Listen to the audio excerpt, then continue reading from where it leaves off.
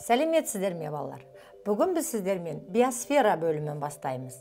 Табиғат зоналары мен биіктік белдеулер туралы айтамыз. Сонымен табиғат зоналары дегеніміз не? Жалпы олардың пайда болу үшін жылу мен ылғалдың арақатынасынан пайда болады. Ал табиғат зоналарының атауы өсімдік жамылғысының атымен аталады. Жалпы жылу мен ылғалдың арақатынасынан болғандықтан бұл климатқа тәуелді. Ал табиғат зоналарының барлығы климаттық белдеулер арқылы өтеді екен. Кейбір географиялық климаттық белдеулерде бір зона, ал бір климаттық белдеулерде бірнеше зоналар қалыптасуы мүмкін.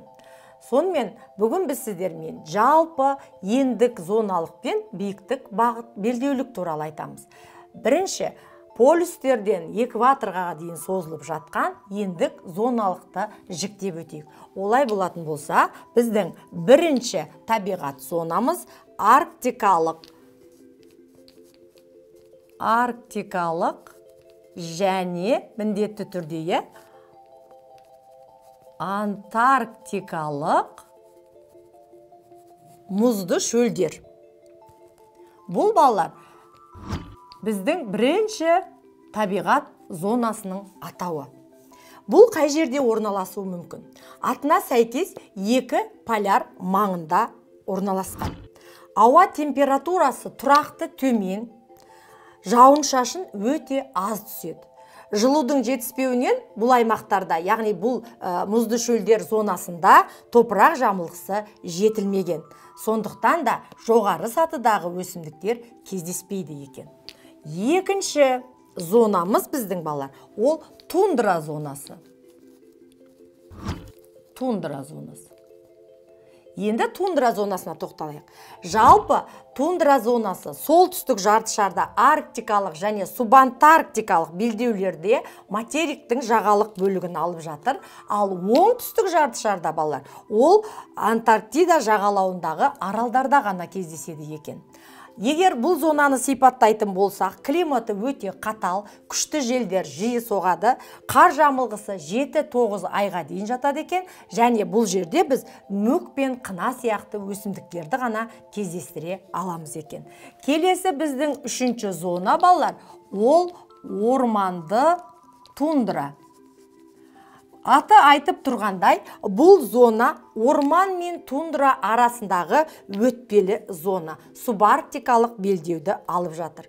Жалпы бұл белдеуде солтүстігі тундраға ұқсағанмен, біз оңтүстікке жүрген сайын ормандардың үлесі артады. Бұл жерде жаңағы жерге төселіп өскен қайыңдар, самырсындар және араларында тал сияқты ағаштарды кездестіруге болады. Ал оңтүстік жартышарда бұл тек қана субантарктикалық белдеудегі арал, оңтүстік Георгия аралын қана қамтиды екен. Келесі төртінші зона, ол орман зонасы. Балалар, бұл орман зонасы Қоңыржай белдеуде алып жатыр. Ал енді осы орман зонасын солтүстік жартышарда балалар, солтүстік жартышарда біз оларды тайга, аралас орман және жалпақ жапырақты орман деп жіктейміз екен. Жалпақ жапырақты орман. Яғни бұл айтып атқанымыздың бары орман зонасындағы зоналар. Енді осыларды кішкене жіктеп өтетін болсақ, балалар, тайга тек қылқан жапырақты ағаштар өсетін зона екен. Оның топырағы күлгін. Бұл жерде батпақты жерлер өте көп, өзендер суы өте мол. Негізгі ағаштары жаңа айттым, қылқан жапырақты, яғни шырша, қарағай, бал қарағай, май қарағай, самырсын сияқты ағаштар деп айтуға болады екен.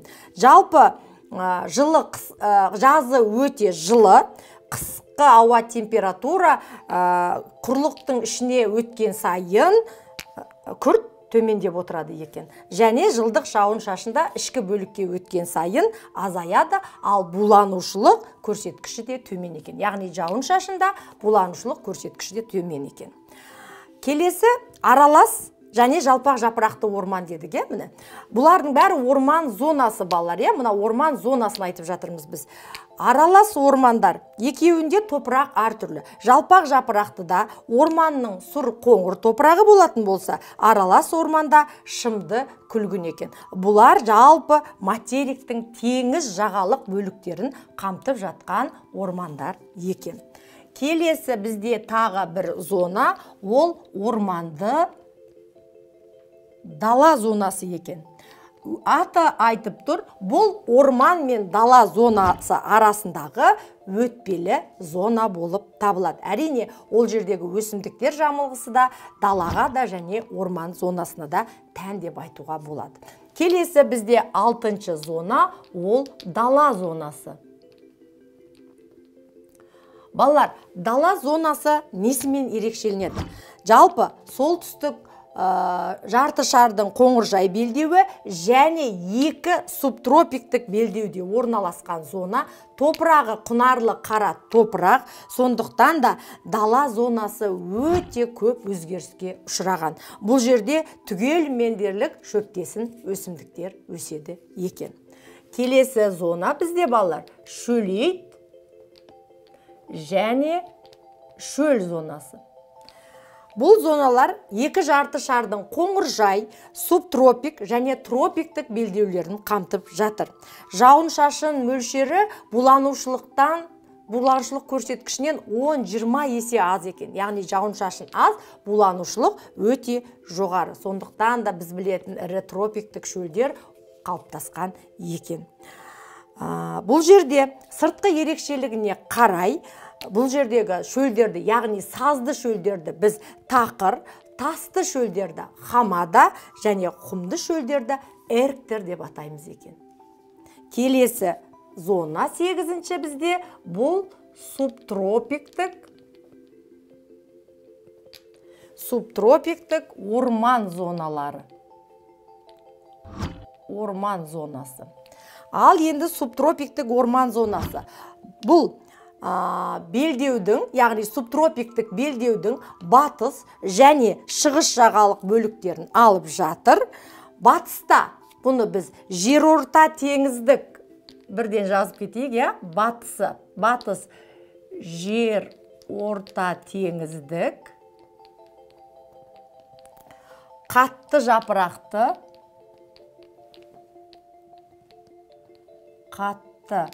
жапырақты, мәңгі жасыл ормандар мен бұталар деп аталады екен балалар. Ормандар мен бұталар. Бұл зона, батысында солай деп аталады деп тұр, шығыс жағалық бөліктерін алып жатыр. Ал енді шығысында қалай аталады бұл? Шығысында бұл бізде ауыспалы ылғалды орман. Немесе балалар оны муссондық орман деп те айта береміз екен. Яғни субтропиктік орманның өзі батыста жерорта теңізді қатты жапырақты мәңгі жасыл ормандар мен бұталар, ал шығыста ауыспалы ылғалды муссонды ормандар деп аталады екен.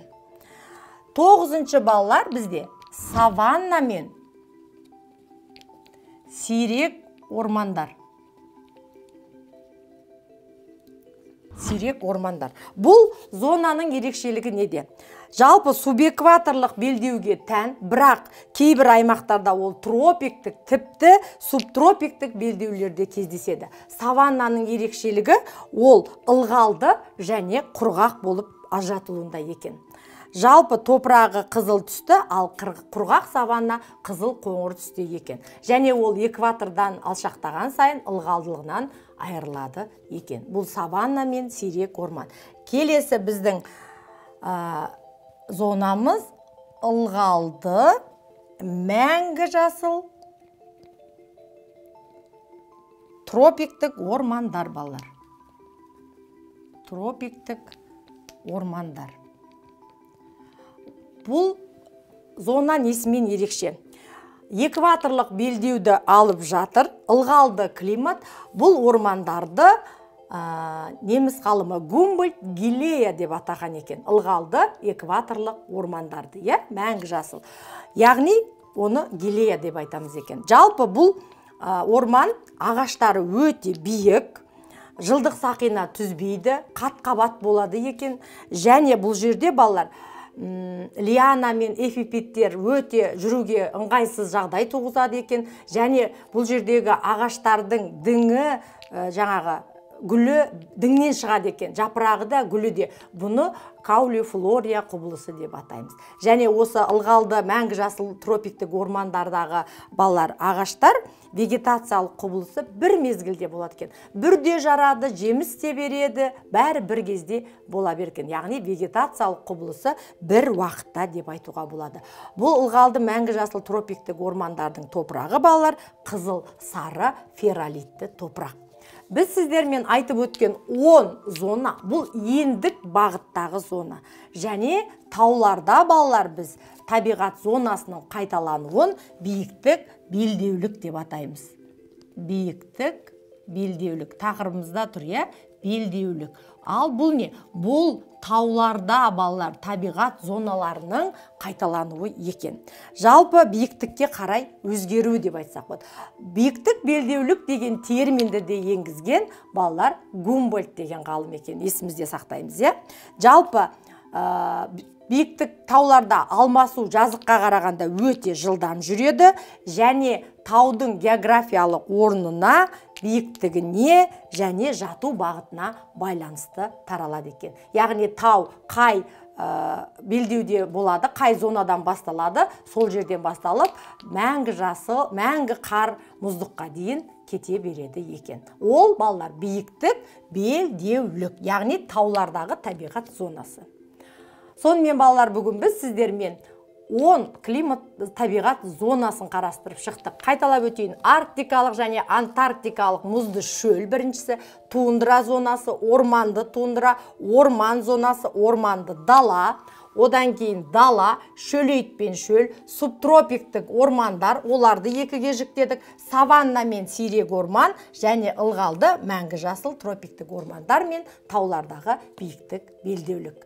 Бүгінгі сабақ түсінікті болса, мен сіздермен қоштасамын. Міндетті түрде сіздер табиғат зоналары картасымен жұмыс жасаңыздар. Келесі кездескенше.